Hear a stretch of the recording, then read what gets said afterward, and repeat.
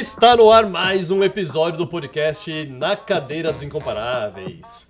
E hoje, aqui com a gente, o grande, o magnífico Renato Assi, ele que é simplesmente o maior mentor de Bubble do mundo. Muito bom, hein? Toca a vinheta, Matheus.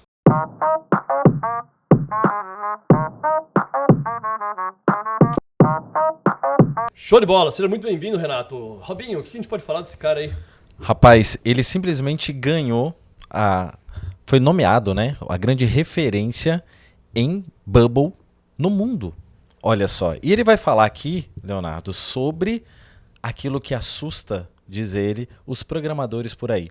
Mas isso vai ficar ao longo do episódio. E se você não sabe o que é Bubble, fique tranquilo. Ele vai explicar tudo sobre Bubble, programação, vai falar das tretas aí. Mas... No code, low code, high code, vamos falar de tudo. Isso, e vai lembrar que assim, né? Ele é uma grande referência, professor, é um grande expert, já levou muitos e muitos profissionais a terem destaque, crescimento na carreira, e sobre isso a gente vai ouvir no episódio de hoje.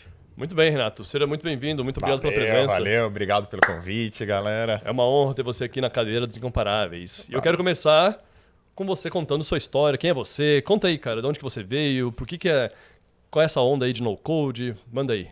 Cara, eu comecei com um background assim muito parecido com esse perfil da tua audiência. Eu tinha um problema, cara, de negócio. Porque eu não vim da linha do... Não comecei com a minha startup.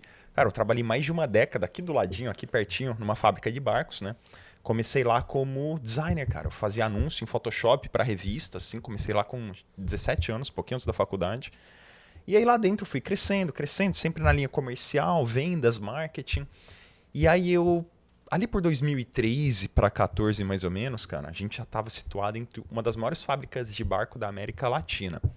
Só que falando isso, você não imaginaria o quão problemática era a nossa gestão dentro da empresa. Eu acho que essa é a grande realidade da maioria das empresas. Lindo de fora, né?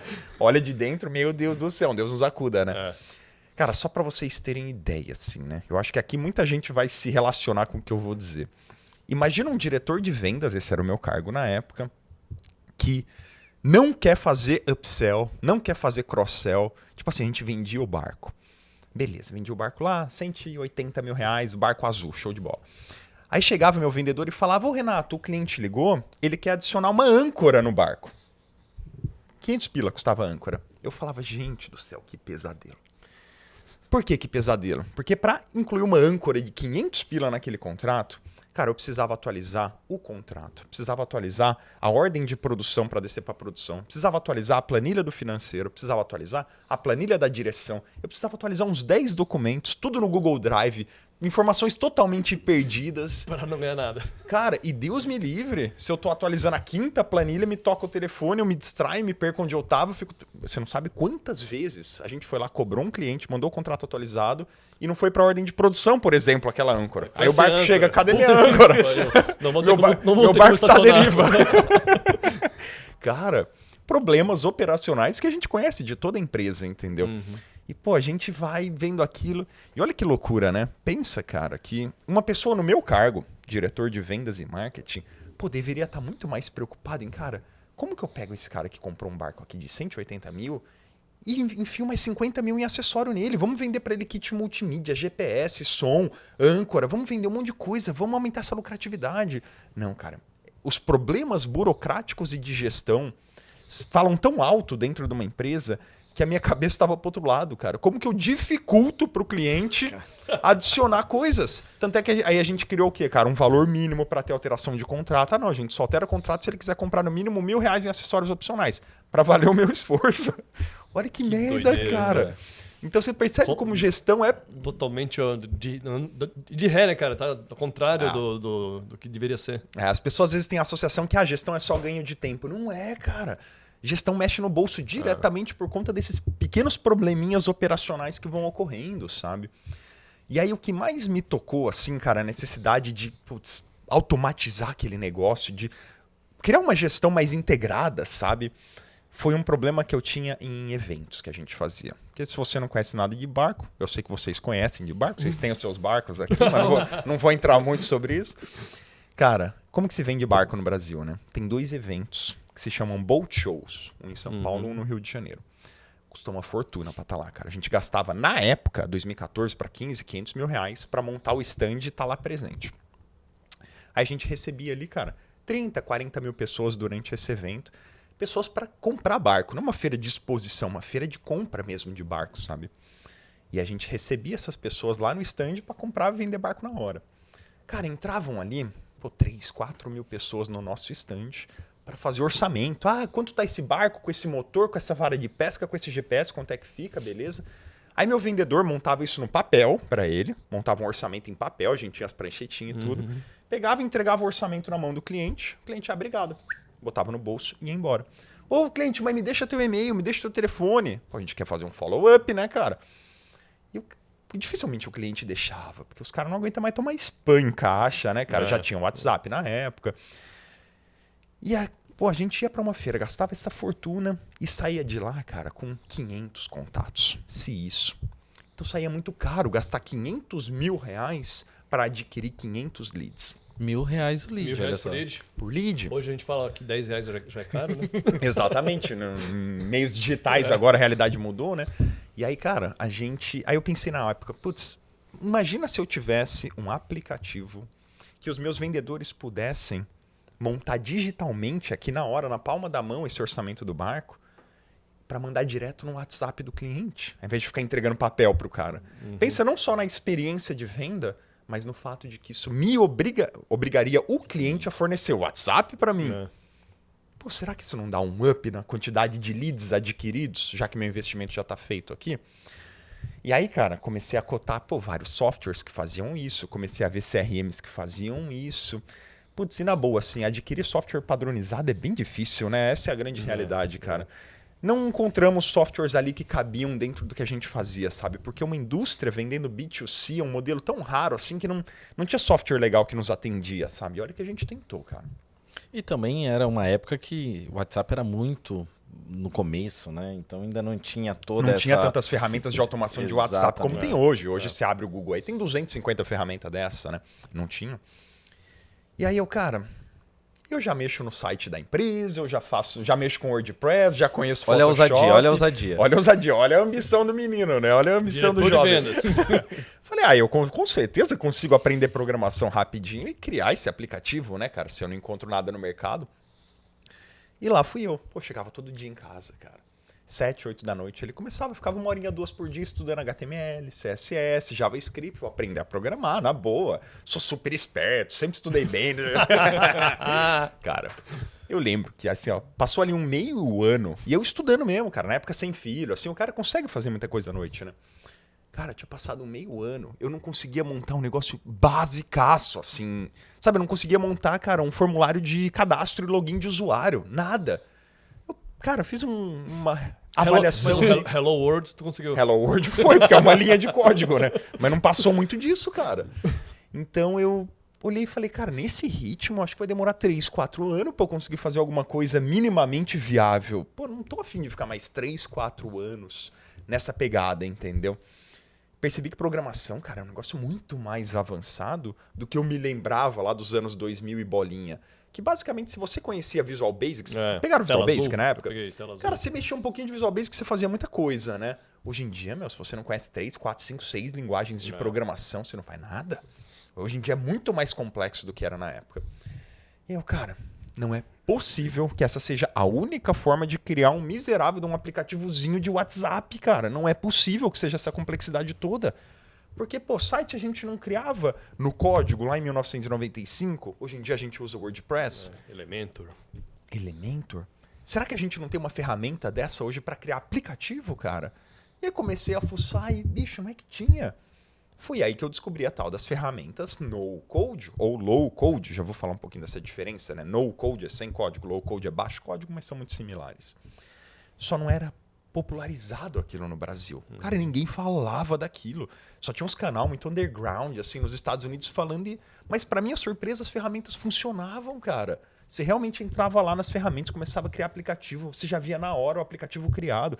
Tipo assim, no primeiro dia, eu consegui montar o tal do sisteminha de cadastro e login de usuário. Caramba. No primeiro dia. Um negócio que em 6 meses com programação ainda não conseguia. Falei, cara, eu vou para essa linha, entendeu? Tem coisa aqui. E foi. passa meio ano no tempo.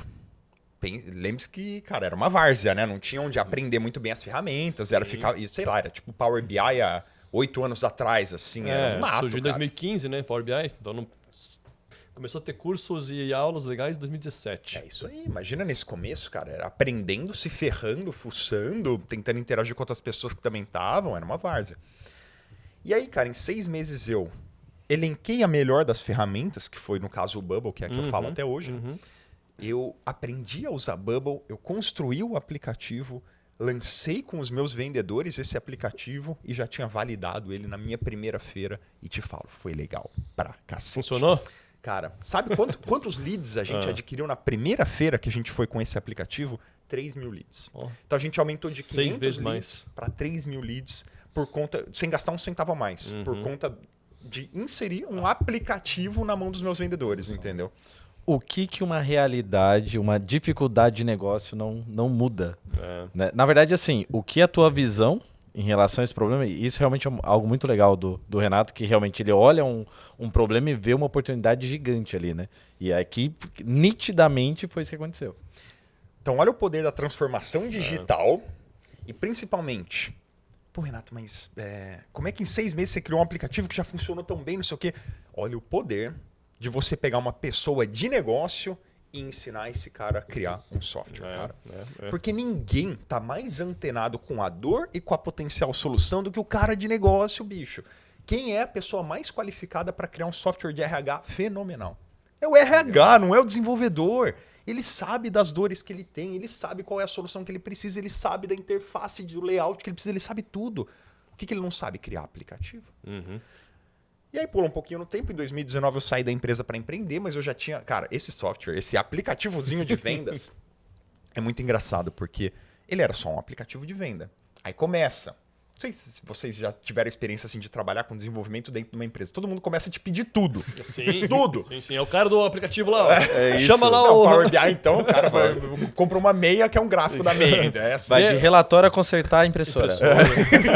É assim, cara. E aí começou. Renato, já que você já tem o orçamento feito, porque eu gravava o orçamento no banco de dados, óbvio. Você já não consegue transformar o orçamento no contrato? É só um botãozinho. Frase clássica. É fácil, pô. É só um botãozinho. E realmente, no caso, era só um botãozinho e uma inserção no banco de dados mesmo. E aí, cara, já virava o contrato. Então eu já emitia o contrato com base no orçamento.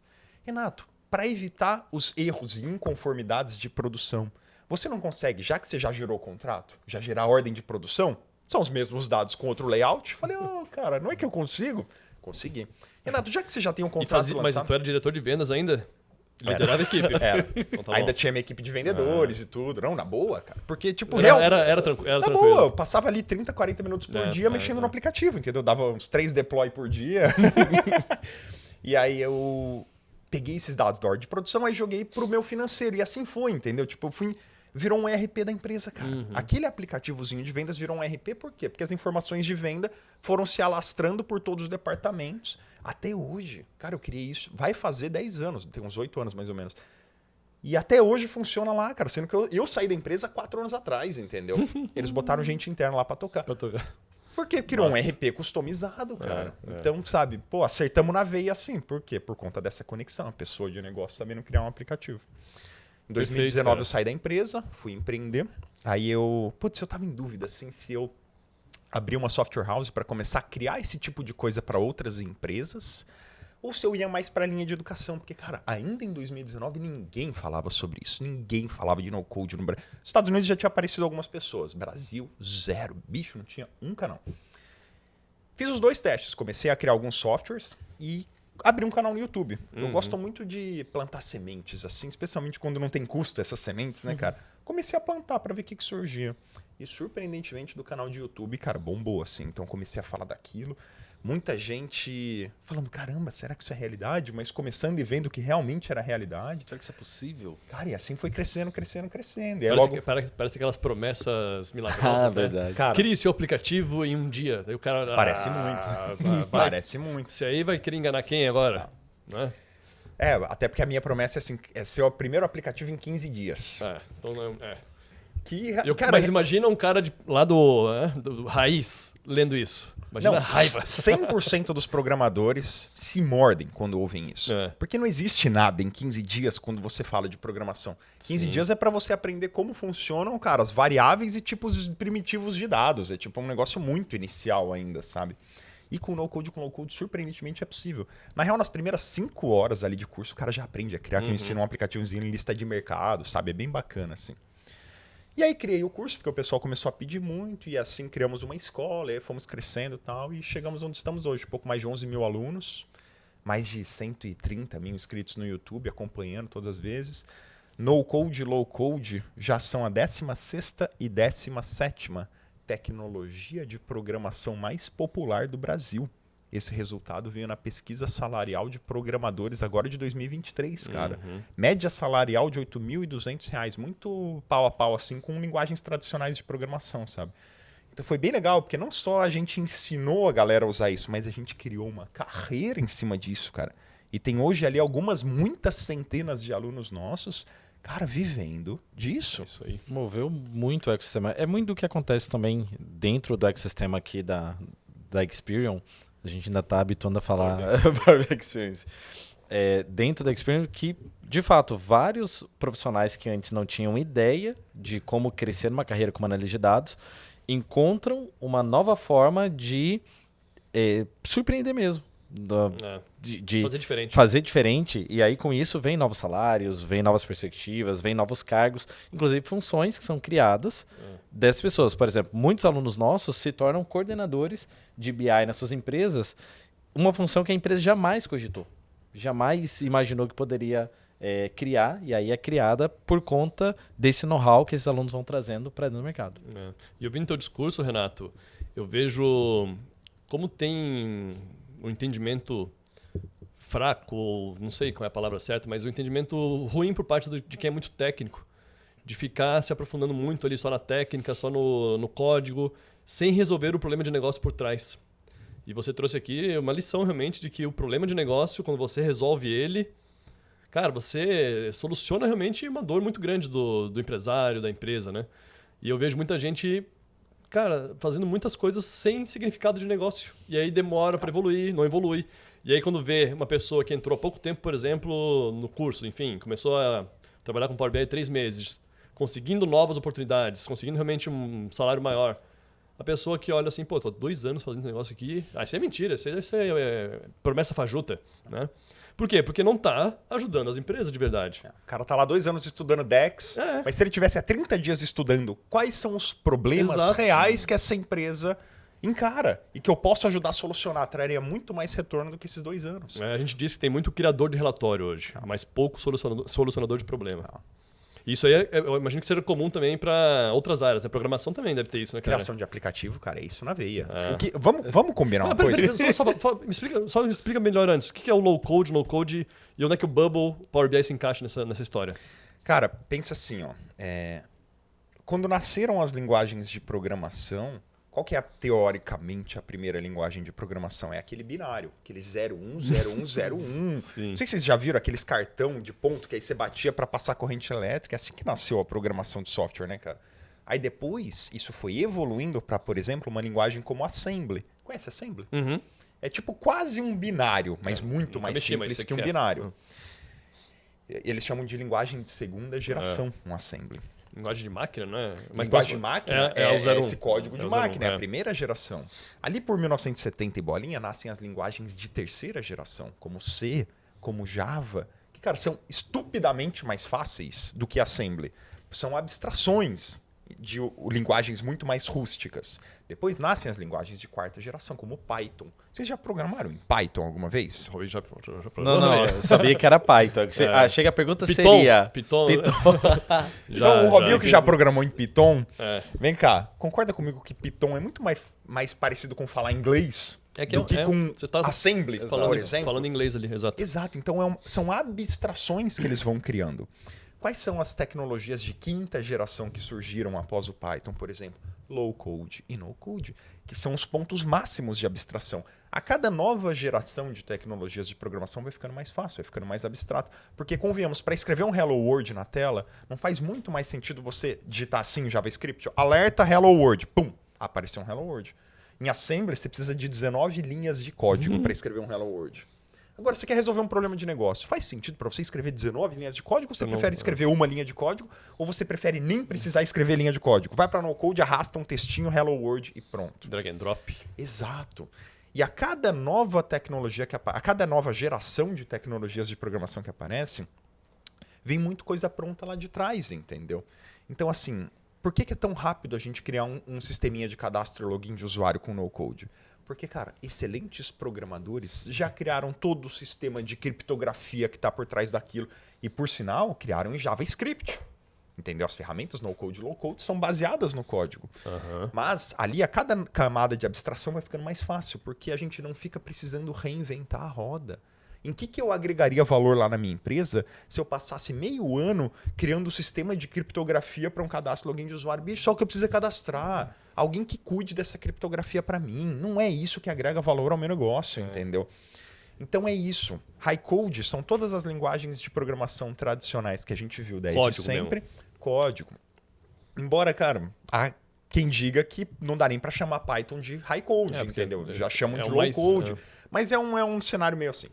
Agora, low code são ferramentas como Power BI, como Power Apps, por exemplo, que vocês cada vez falam mais, que assim é quase sem código. É boa parte do desenvolvimento visual com algum código, uma outra função que você precisa inserir para fazer alguma coisa que a ferramenta não faz de forma nativa. Tem a barra de fórmulas lá em cima para digitar coisas mais simples. Né? Exato. Não muito diferente de Excel. Excel também é um low code, né? Não deixa de ser, porque na hora de começar a escrever umas fórmulas... Tem fórmula.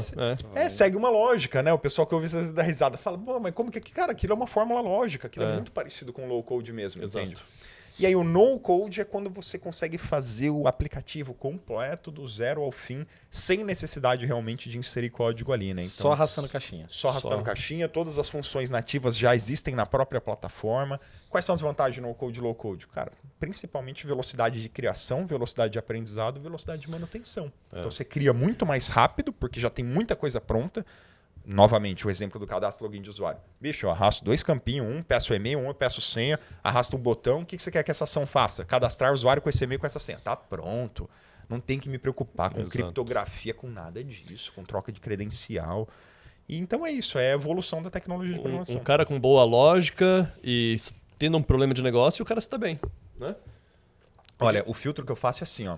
Se em algum momento você já conseguiu fazer algo com Excel, assim, não digo só escrever dados nas células, sim, né? fazer algo de valor. Mas se você sabe fazer if no Excel, você tem o pensamento lógico necessário para criar aplicativos para o teu negócio. É a mesma barreira de entrada para o Power BI que a gente considera. Cara, não tem que saber programação, não tem que ter background técnico, não tem que ter nenhum tipo de formação, inclusive. Precisa nem saber um PROC-V. Nem precisa isso, porque no Power BI você vai fazer diferente, com relacionamentos. Eu acho o PROC-V muito mais difícil, cara, do que fazer uma consulta de banco de dados num aplicativo, por exemplo, entendeu? Acho significativamente mais difícil. É que banco de dados são tabelas, né? Exato. São tabelas que estão estruturadas. No Excel, não. No Excel você pode bagunçar tudo. Exatamente. No banco de dados ele fica tudo organizadinho, né? É isso mesmo. Então fica até melhor. E me diz uma coisa, Renato. A gente fala muito de Power Apps, né, aqui no mundo Microsoft. Você fala mais de Bubble, né, ferramentas no-code aí que são de... Enfim, que não são da Microsoft, são de outras, enfim.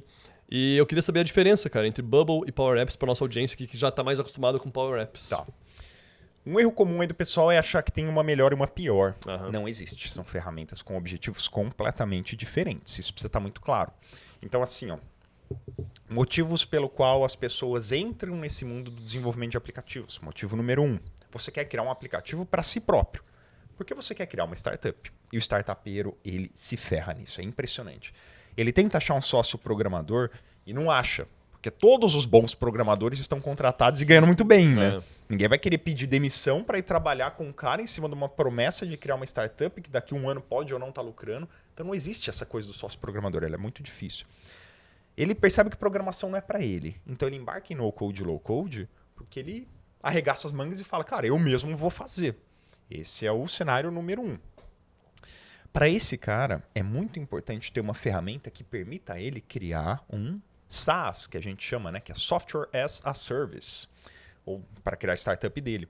Então ele precisa de uma plataforma adaptada para isso, que não tenha, por exemplo, limite de usuários, que ele pode ter 10 mil usuários, 100 mil usuários se ele quiser, que tenha todos os recursos para ele realmente trabalhar com um perfil multi-empresas, ou seja, cara, eu vou ter aqui, sei lá, vou criar um sistema de gestão para consultórios de dentista. Eu quero poder ter 1000 consultórios de dentistas, cada consultório só enxerga as suas próprias informações, a gente chama isso de multi-tenant, né, que é multi-empresas, assim. Então ele precisa de uma plataforma que faça isso e que não cobre por usuário. Bubble, Flutterflow, são as ferramentas que eu mais falo hoje, cumprem esses requisitos. Power Apps não. Power Apps cobra por usuário. Ele não é multi-tenant, ele é para uma empresa. Por quê? Porque é ruim? Não, galera. Porque o perfil de uso do Power Apps é para aplicativos de uso interno corporativo. É para você que ocupa o cargo que eu ocupava, ou enfim, um cargo de analista dentro da tua empresa, e você quer criar soluções internas. Esse é o perfil No seu do Power caso lá, o Apps. RP poderia ter sido em Power Apps se existisse na época. Com certeza absoluta. Com certeza. Na época não tinha. O AppSheet, eu acho que também não existia. Na época era só Bubble. Bubble é uma das mais antigas, assim, né? Ela nasceu em 2011. Provavelmente é o motivo pelo qual fui para ela. Era a mais evoluída na época. Entendi. Mas Legal. sim, seria o uso perfeito para mim. Tudo isso que eu falei que eu fiz lá, eu poderia ter feito com Power Apps se fosse hoje. Então, se eu pensar num SaaS, um produto para ir para mercado, Bubble é a melhor escolha, né? Nesse sentido. Bubble, na minha opinião, é a melhor escolha para aplicações web. Flutterflow é a melhor escolha para aplicações mobile nativas, né? Que em muitos Sim, cenários só você realmente no precisa aplicativo. exportar, ou hospedar na Play Store, App Store. Mas são ferramentas assim muito similares, sabe? Em termos de uso e tal. É mais questões de interface a diferença delas. Beleza, show de bola. Inclusive, a gente tem, dentro da Experian, né, na nossa mentoria, temos 2 alunos seus que trabalham com o Bubble. O Fabrício e o Simon. E eles estão incorporando daí soluções de inteligência de negócios e colocando ali o Bubble na frente, porque muitas empresas não têm CRM, Sim. não têm RP.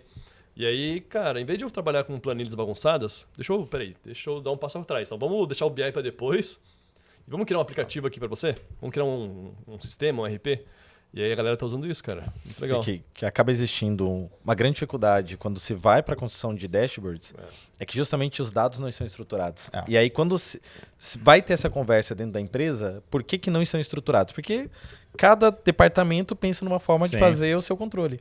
E aí quando se vai para esse tipo de solução, que aí um caminho é justamente esses aplicativos em no-code, se consegue criar uma estrutura que vão gerar tabelas e que aí então facilita o processo de construção dos relatórios. Quer fazer um teste para ver se a sua empresa está preparada para BI? Ou se ainda precisa melhorar o input de dados? Chega para a galera de tecnologia e grita assim no meio da sala deles: precisamos fazer uma normalização de banco de dados. Vê quantos começam a pular pela janela. Esse é o teste, porque assim, tem setores em que isso é um pesadelo. São dados tão desestruturados e tão descorrelacionados que Fechamento mensal é um você não vai conseguir pesadelo. extrair valores a partir daquilo. Então, aliás, esse é um ponto bom. O pessoal me pergunta muito: Renato, qual a diferença da ciência de dados ou de Power BI, por exemplo, para Bubble?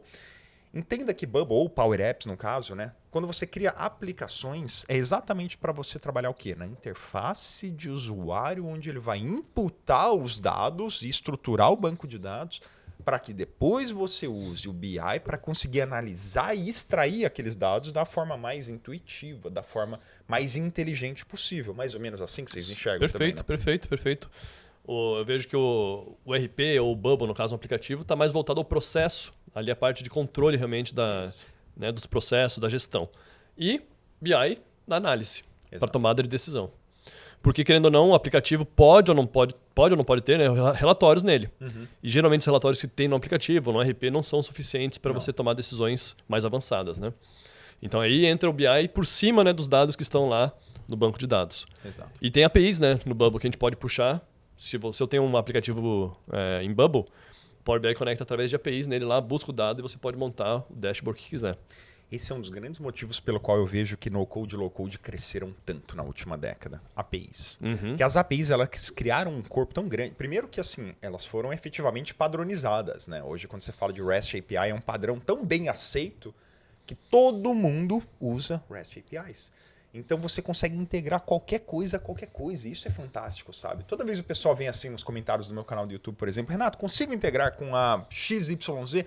meio que não importa. Você consegue integrar com qualquer coisa, desde que esse qualquer coisa disponibilize uma API.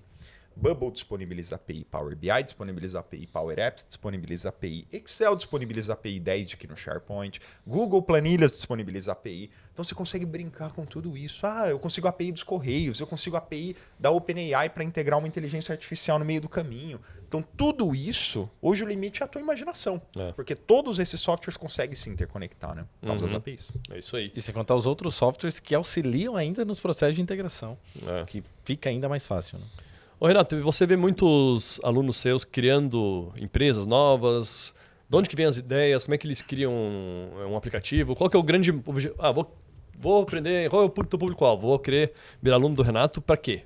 Para virar um... Existem 3 públicos hoje que são os meus principais, assim, tá? O primeiro deles é esse que eu comentei. É o cara que quer abrir a startup dele. Ele quer ter um negócio digital dele. Ele quer ter um software...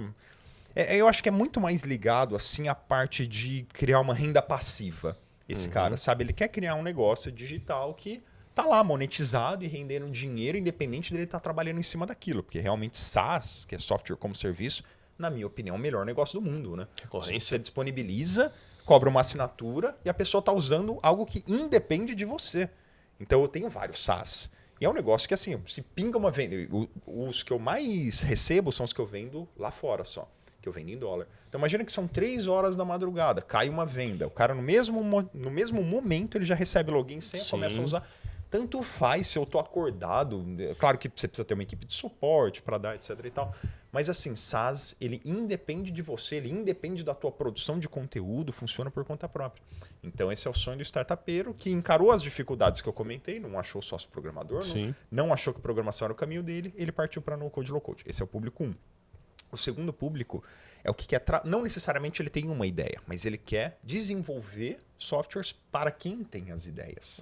Então ele quer se tornar um desenvolvedor freelance. Software house? Ou abrir uma software house. Ou muitas vezes ele já tem uma software house. Entendi. E tem muita software house adotando no-code hoje em dia, porque isso está dando para eles todo um novo horizonte de projetos que eles conseguem pegar e entregar muito mais rápido, sabe?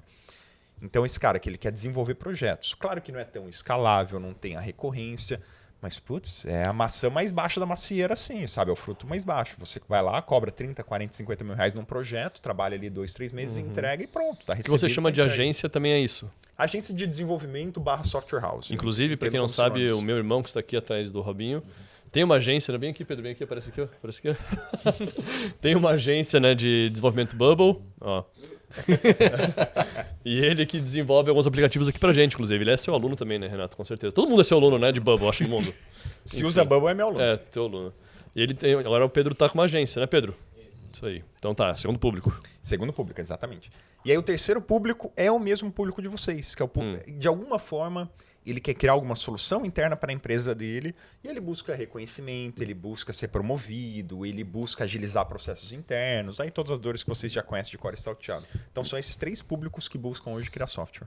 Entendi. De todo modo, são públicos focados em resolver problemas de negócio. Todos. E essa é a grande diferença da pessoa que vai para no-code / low-code e a pessoa que vai para programação tradicional. E eu ia a mentalidade. Eu ia te perguntar... É a grande diferença de quem dá certo e dá errado também? Não vejo dessa forma. Não? Pelo seguinte, eu vejo que tem muitas pessoas, Léo, que eles gostam de resolver enigmas. Tá. Tipo assim, é o cara que realmente Tarado.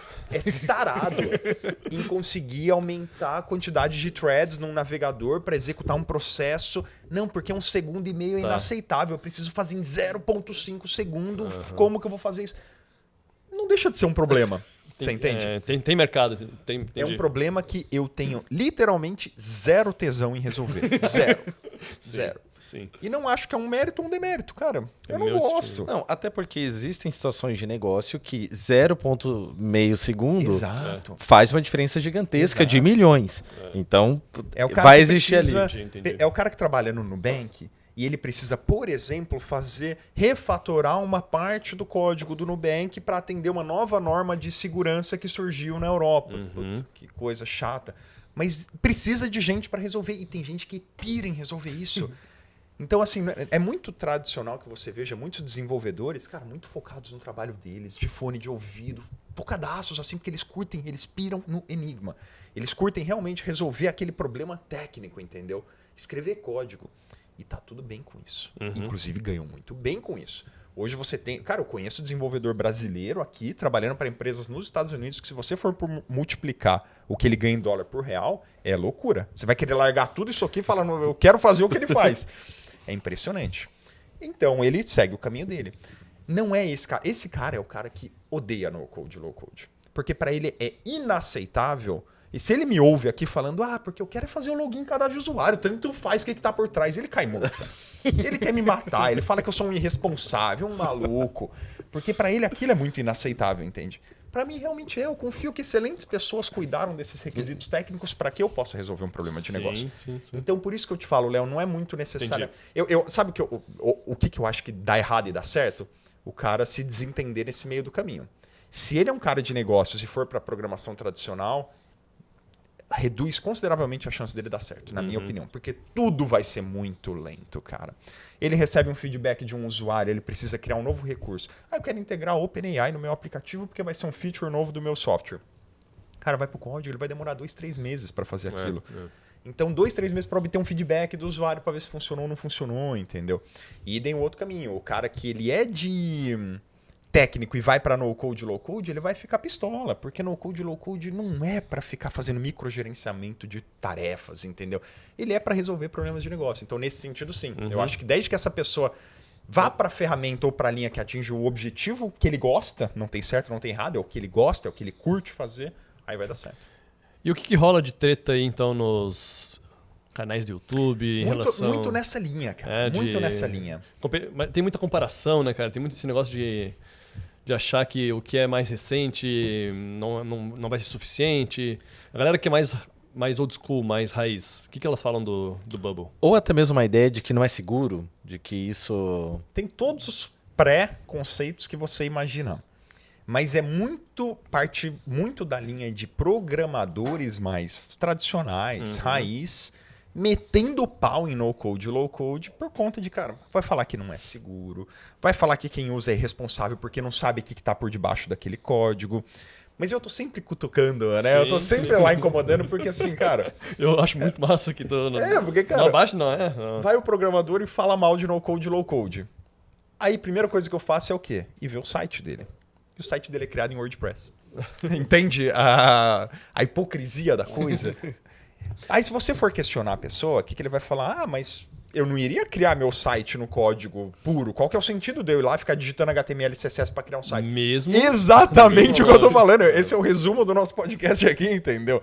Então, assim, qual é a melhor forma de utilizar teu tempo, cara? É isso, sabe? Até porque se for brincar... Aí o pessoal começa nessa. Mas você precisa saber o que está por trás. Tá, cara, mas se você é um desenvolvedor Python, você se diz programador raiz, você precisa saber o que está por trás do Python, que é um compilador C, por exemplo, estou chutando, e você precisa saber o que está por trás do compilador C, que é a Assembly, você precisa saber sobre como funcionam transistores para passar a corrente elétrica para funcionar o software. Aí você precisa ter conhecimento de hardware, porque sem hardware não tem software. E você percebe como é uma cadeia sem fim? Então, cara, eu preciso estudar o Big Bang para conseguir criar um aplicativo.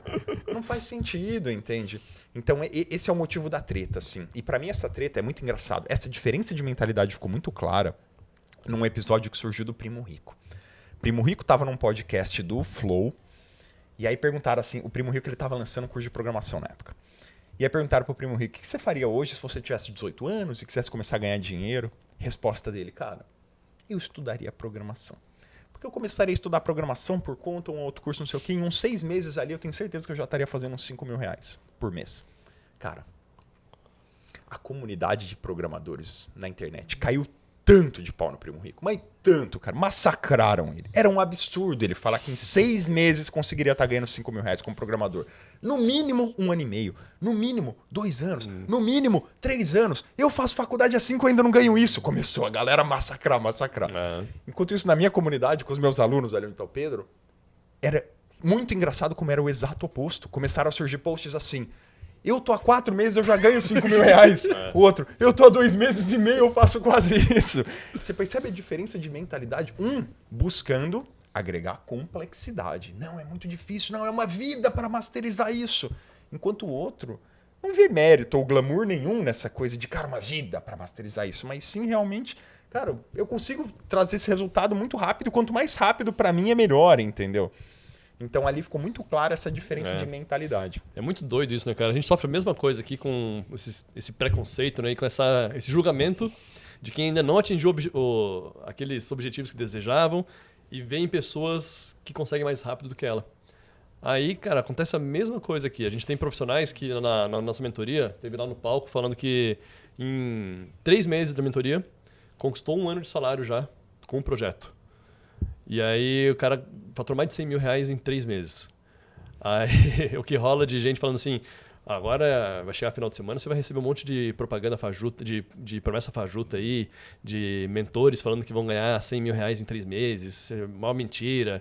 Cara, eu fico impressionado com a mentalidade pequena, fraca realmente, de quem não consegue ver que o problema tá com ela, tá nela e não nos outros. Até porque boa parte desses profissionais que às vezes foram ter destaque ali com 3 meses, antes nem faziam tudo aquilo. Alguns profissionais até começaram do zero, porém entraram muito focados em resolver um problema de negócio, encontrar o caminho de crescimento ali. Que aqui a gente traz muito a ideia de que não é somente o conhecimento técnico ao redor da ferramenta em si, mas que outras habilidades vão te ajudar a ser destaque de todo modo. Né? Porque mesmo profissionais na programação ou mesmo na área de dados que tem 4, 5 anos de estudo, às vezes não tem destaque e vão talvez ficar mais 5 anos e ainda não vão ter destaque porque não deram esse passo, talvez, ou de negócio, ou de soft skills, que a gente costuma falar aqui. Ontem eu vi a Sayuri no podcast de vocês falando sobre os benefícios de usar LinkedIn. Que desde que ela começou a postar uma coisinha ou outra ali no LinkedIn, começa a chover proposta. Porque ninguém faz isso, entende? Eu tenho alunos meus que reclamam da mesma coisa. Ah, Renato, eu tô há 2 anos com o meu aplicativo e não tenho 10 usuários ainda e não sei o que. Eu falo, me conte sobre as suas estratégias de marketing. O que é marketing? Qual é a estratégia de marketing dele? Ele nunca fez uma estratégia de marketing. Cara. Então você é o melhor profissional do mundo, mas você não tem LinkedIn, você não tem currículo, você não tem portfólio. Meu amigo, que milagre é esse? Que você acha que as pessoas vão conseguir te encontrar, sabe? O pessoal vai pela rota tradicional muitas vezes. Vai atrás de vagas abertas no LinkedIn e acha que aquela é a única possibilidade de conseguir alguma coisa. Cara, vai de outra forma, pega indicação, faz networking, posta no LinkedIn, fala que você é bom na empresa. Teve um depoimento bem legal agora que eu recebi depois da nossa imersão, de um aluno que foi na nossa imersão. E a maioria dos nossos alunos lá que vão na imersão são analistas, né? E ele falou o seguinte, Léo, cara, vocês incentivaram a gente a postar no LinkedIn, a movimentar. Eu fiz isso e dentro da minha empresa eu consegui oportunidades para executar 3 projetos, porque as pessoas não sabiam que eu sabia aquilo. Olha só, porque é vergonha, é medo de ser julgado, é achar que as pessoas não vão ligar, que as pessoas vão achar ruim, que vão achar feio. Né? Então tem muito essa mentalidade de medo, alguns cara. Estudos que criam uma correlação negativa entre nível de inteligência e sucesso profissional. Você já viu isso? Já. Basicamente assim, cara, inteligência, ok, te ajuda profissionalmente até aqui, depois começa a te prejudicar. Por quê? Porque você pega um cara que realmente, às vezes ele é muito inteligente, foi muito elogiado por aquilo durante a infância toda, ele era claramente mais ligeiro que todo mundo. Aí chega na hora dele precisar se expor, dele criar um canal no YouTube. Ah, não, isso não é pra mim, porque isso é coisa de youtuber. Ah, não, LinkedIn, não, isso não é pra mim, isso é pra quem tá precisando de desempregado. Na verdade, ele tem uma dificuldade tremenda de se expor, porque, cara, ele às vezes não quer confrontar aquela imagem que ele tem de si próprio contra a realidade, sabe? E ele não faz nada. Enquanto isso, o cara mais normal, da faixa normal de QI, não tá nem aí, bicho. Já criou o canal do YouTube, já tá lá se expondo. Cara, eu tenho um aluno meu que às vezes tenta clonar portfólio para tentar aparecer lá no meu marketplace para conseguir empregos. Tipo assim, o cara não sabe nada, ele não sabe criar aplicativo. Ele clona um portfólio para fingir que sabe para conseguir o primeiro emprego. Olha o nível de audácia. E deve conseguir, né? Pior que não porque eu bloqueio. Né? Tá. Eu tenho um filtro assim, né? Mas conseguiria se passar assim, sim, entendeu? Exato. Olha a audácia, cara. Você consegue se imaginar fazendo isso? Que loucura. Que loucura, mas é porque realmente a gente tem um filtro muito grande, a gente quer fazer tudo perfeito, impecável, acaba que nunca faz. Cara, a melhor definição que eu já vi para isso é um cara que me falava o seguinte, ele fala, cara, sucesso profissional, parece clichê, parece papo de coach, mas presta atenção que você é legal. Anota essa frase. Sucesso profissional depende de 3 coisas, trabalho, direção e ambiente. As pessoas confundem e acham que depende só de trabalho, só trabalhar duro. Só acordar às 6 da manhã e dormir às 11 da noite e começa de novo, bicho.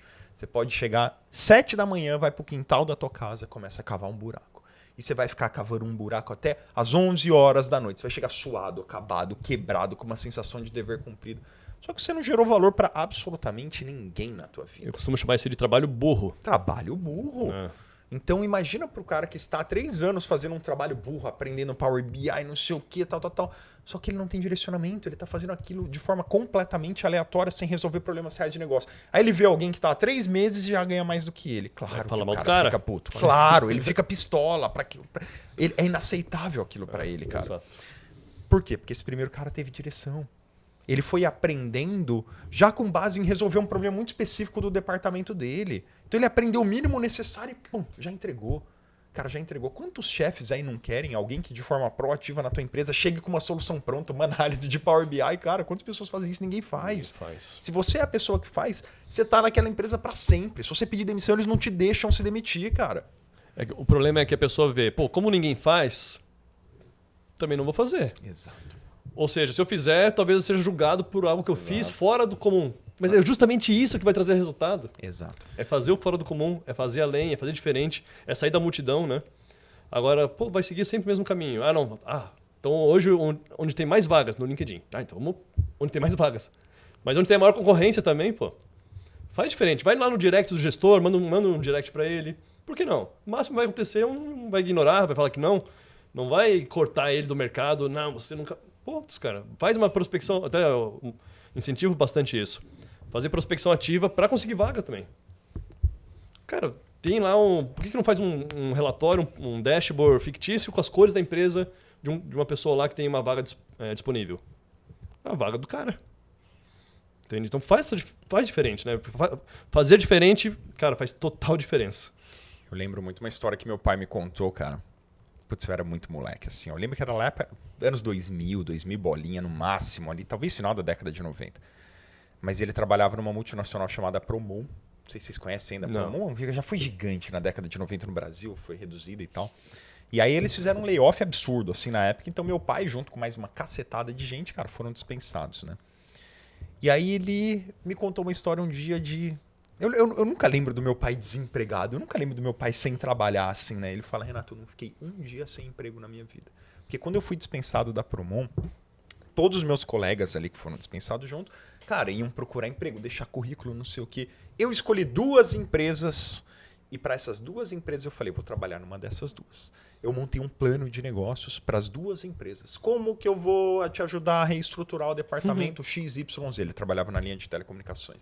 Como que eu vou te ajudar a reestruturar esse departamento? O que eu faria a nível de estratégias comerciais, etc. e tal. Apresentou o plano de negócios para as 2. As 2 chamaram ele. Se fez de graça, imagina pagando. Exato. Tem um gatilho da reciprocidade, né? Se você deu algo já em troca, há grandes chances da pessoa também te dar algo em troca. Cara, é que eu já contratei gente. Você já contratou gente? Sim, já contratou sim. gente, Robinho? Talvez o que falte para a maioria das pessoas seja passar por uma situação de contratar alguém. Porque, meu amigo, você contrata, cara, infelizmente é uma tristeza. Se você recebe uma pessoa que se deu ao trabalho de entrar no seu site para saber o que você faz, ele já tá no 1%. Não é verdade? É verdade. Tô mentindo, verdade, cara. verdade. Na entrevista, né, Robinho? O Robinho faz a Exato. maioria das entrevistas aqui. Às vezes a pessoa não sabe nem o que é. Power BI? Power BI. Eu trabalhei em fábrica de bar, contratava meus vendedores, né? Tinha cara que chegava, nossa, vocês fabricam bar? Porra, bicho. Foda. Não, e inclusive essa estratégia de você fazer algo em vista de crescer pode ser feito dentro da própria empresa que você está hoje. Então, outra coisa que a gente incentiva muito, poxa, você é analista há um bom tempo, você almeja um outro tipo de cargo, almeja uma forma de crescimento ali dentro, poxa, faz algo que não foi te pedido, faz um dashboard, apresenta uma análise diferente, mostra que você é diferente. E se você mostrar que você é diferente e por algum motivo a empresa te rechaçar de algum modo, tenha certeza que tem N outras empresas que adorariam ter você lá dentro. Porque as pessoas que mais ganham destaque no mundo são porque fizeram algo diferente. E agora fazer... É que eu vou um pouquinho além. Fazer diferente e mostrar para as pessoas que você fez diferente. Porque tem muita gente que guarda para ela daí. Então, cara, se você fez algo diferente, algo bacana, que não foi pedido, mostra para as pessoas. Tem que realmente evidenciar que você fez aquilo. Né? Porque senão vai ficar só pra você. Então não adianta ser muito bom, mas ficar somente comigo, né? Eu tenho que saber mostrar isso pra galera. Seja online, seja dentro da empresa, enfim. Mas não pode ficar só comigo. Que nem sempre é fácil, né? Porque você começa a enfrentar resistência interna dentro da empresa. Claro. Outros colegas começam a te ver já, opa, o que tá rolando aí? E, inclusive, eu lembro um dos primeiros empregos que eu tive em Santa Catarina, eu fui ser telemarketing. E aí, logo no começo, os dados eram tudo atrapalhado, não tinha nada. Eu comecei a fazer uns Excel lá, muito louco. E vou, então, para a diretoria e mostro, olha, organizei aqui a estrutura, tá aqui, quantas ligações a gente fez, quantos eu fiz, isso e aquilo. E, cara, assim, ó, na semana seguinte, todo mundo me olhava com uma cara, assim, tipo, por que o Robinho tá lá falando com a diretoria? Quem ele acha que é? Isso. E eu tinha sido o telemarketing contratado por último, então foi todo mundo contratado, eu fui agora, o último. E aí eu era, só que, assim... No resumo das coisas, eu viro depois de um tempo, vou para administrativo, viro secretário executivo e todo mundo ali saiu. Mas tive que passar pelo momento de todo mundo te julgar, de você ter que almoçar sozinho. Faz parte do jogo. Faz parte. Isso é algo... Claro, e tem situações e situações, né? Empresas e empresas. Tem muitas pessoas que estão insatisfeitas nas empresas, mas continuam ali porque, cara, não conseguem enxergar que tem um mundo de oportunidades por fora. Agora, tem várias empresas também que incentivam, que pagam treinamento e tudo mais. Então, tem várias situações diferentes, né? Renato, eu queria falar um pouquinho agora com você para a gente finalizar aqui nosso último bloco sobre inteligência artificial. Tá em alta, hein? Tá todo mundo falando do tal do ChatGPT. Vai acabar com o emprego mesmo de todo mundo? Vai. Com certeza. Menos com o nosso. Cara, eu acho... o que acontece? Tem algumas ondas assim de hypes de tecnologia, né?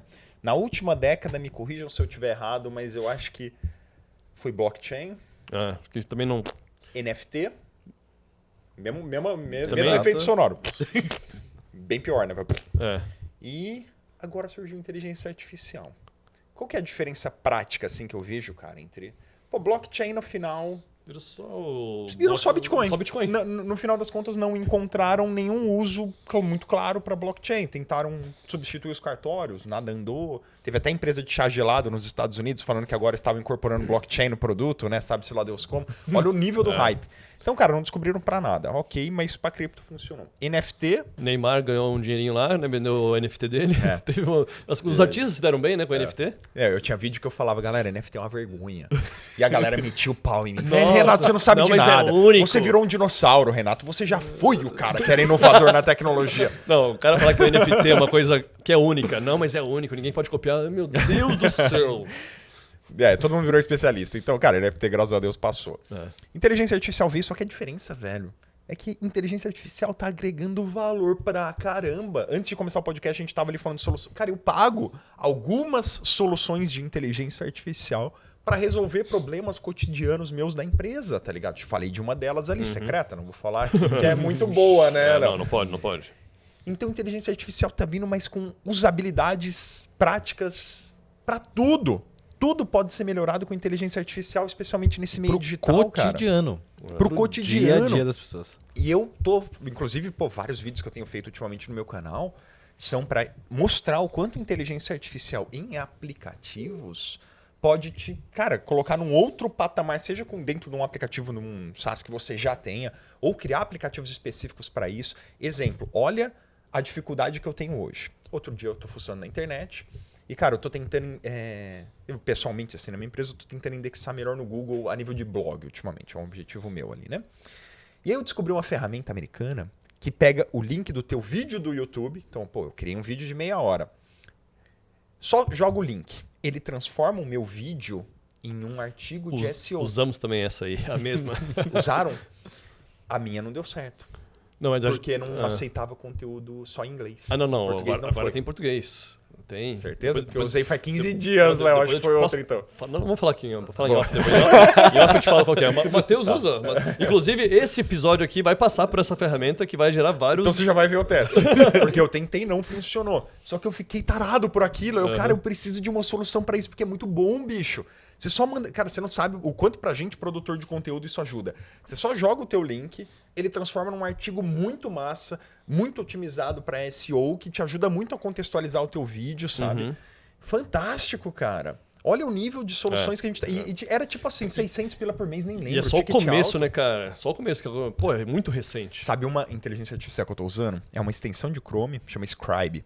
Te ajuda a criar manuais. Pra gente que cria tutorial é muito bom. Porque ele pega tudo que você tá fazendo na tela e ele printa. E aí ele cria um manual de tudo que você fez. Exemplo, você vai clicar aqui em fórmulas, vai escrever a fórmula PROC V não sei o que, você vai clicar na célula C3, vai tal. Ele transforma isso num manual já com os prints e textos descritivos, cara. Então olha pra gente, criador de conteúdo. Você também, conteúdo. Matheus? Anotei. Você já deixa. Então ele capta tudo que acontece na tela e transforma num guia lindo, já pronto. Top. Então olha o nível de... E como a gente falou, a gente está praticamente no segundo ano desde que a inteligência artificial poderosa surgiu, né? Olha o tanto de aplicações práticas que geram real valor, cara. E é interessante que algumas pessoas têm uma ideia de que a inteligência artificial tá roubando espaços, né? E na verdade não. Por que a gente vai ficar horas e horas printando tela e fazendo descritivo, sendo que pode uma inteligência artificial fazer isso? Na verdade, é o que é repetitivo acaba saindo, mas é porque realmente, para que você vai investir tanto tempo fazendo algo?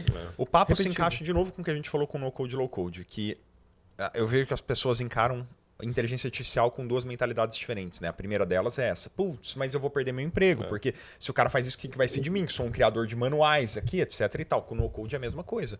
Se é tão fácil assim criar visualmente, o que eu, pobre desenvolvedor JavaScript, vou fazer no futuro então? Ele fica com medo. E aí tem a pessoa com a outra mentalidade, que é a pessoa que fala, bicho, eu vou pegar essa IA e eu vou detonar, eu vou fazer cada coisa sinistra, eu vou estar ganhando 3 vezes mais ano que vem. E daí um programador que enxerga no code fala, meu Deus, que horizonte de oportunidades, eu vou criar plugin para isso, eu vou usar isso aqui para criar as coisas 10 vezes mais rápido. Então vai da mentalidade da pessoa que está encarando essa nova tecnologia, se ela vai usar aquilo ou se aquilo vai usar ela, né? Teve um seguidor nosso que perguntou numa caixinha de perguntas lá do Instagram, né? Sou analista de dados e tô com medo do Copilot. Aliás, devo ter medo do Copilot? Ele assim. O Copilot é uma ferramenta nova que vai entrar, né? Com inteligência artificial, para poder fazer várias coisas automáticas no Power BI lá. Aí eu falei, cara, sim, foi meio grosso, né? Falei assim, só pelo fato de você estar perguntando, sim, você tem que ter medo. Porque se você está com medo de uma inteligência artificial, é porque provavelmente você não está se garantindo, você não está realmente trazendo valor de negócio. Não. Porque se você hoje tem medo de perder seu emprego para uma IA, é porque você faz coisa operacional, né? Não é de valor. Então, ou você vai ser substituído por uma IA, ou vai ser substituído por um profissional que utiliza IA. Porque é outro cenário também. Quem não utilizar, pode ser que não perca o emprego para IA. Sim, mas vai ter outro profissional que é muito mais performático, muito mais produtivo, porque utiliza IA. Então, tem esses dois perigos aí. Então, cara, tem que usar, não adianta. Tem que entrar no hype aí e usar. Senão você vai ficar para trás. Quem não surfar a onda hoje, quem não for atrás de conhecimento nessa área também, muito provavelmente vai ficar para trás aí. Eu acho que não é tão rápido quanto dizem. Tipo assim, não é um negócio que daqui a um ano já vai ter virado tudo de ponta cabeça, mas eu acho que quando a gente enxerga isso no horizonte dos próximos 10 anos, assim, eu acho que a gente vai ter uma mudança muito significativa na forma de fazer as coisas. Tipo, eu já me peguei algumas vezes não mais pesquisando coisa no Google, bicho. Pesquisando no Bing AI, tá ligado? Esse é o Léo. A gente tá no meio de uma reunião, vamos ver o que o ChatGPT fala. Mas cara, porque é impressionante. Eu não pensava que minha cabeça ia estar assim há 6 meses atrás. Mas a busca do Google tá um saco já, tá meio cansativa. É que o Google tu tem que pesquisar, tu tem que agora rolar, né? Tem que achar, pô, não, no ChatGPT tá de cara já. Ele já resume da melhor forma possível, exato. Então olha como tá entrando no nosso cotidiano, com custo computacional caindo cada vez mais, a ponto de que as coisas estão tendendo cada vez mais ao gratuito. Então nossa realidade vai ser completamente diferente daqui 5, 10 anos. Acho que não ano que vem, mas num horizonte aí. E a Microsoft tá trazendo coisas muito legais aí, cara, em breve. Vai ser bem bacana mesmo, assim. Tem muita coisa legal. Até o Windows, né, vai trazer lá o Copilot, enfim. Vamos ver, né, se não vai virar uma Cortana da vida que morreu. A Cortana também não foi pra frente, mas o Copilot parece que tá bem promissor aí. Sim. Faz um PowerPoint assim, só escreve lá, quero que é uma apresentação de tal jeito. Já mostra lá o PowerPoint bonitão. Aí você vê como o nível de skill das pessoas vai mudando. Porque assim, eu não faço a mínima ideia do que escrever nesse prompt pra sair uma tela bonita. Engenheiro de prompt cara, agora. Todas as imagens que eu tentei criar até hoje no DALL-E, no Midjourney, cara, ficaram tipo, zoadaças, assim, ó, terríveis. Eu até hoje não consegui criar uma imagem minimamente utilizável.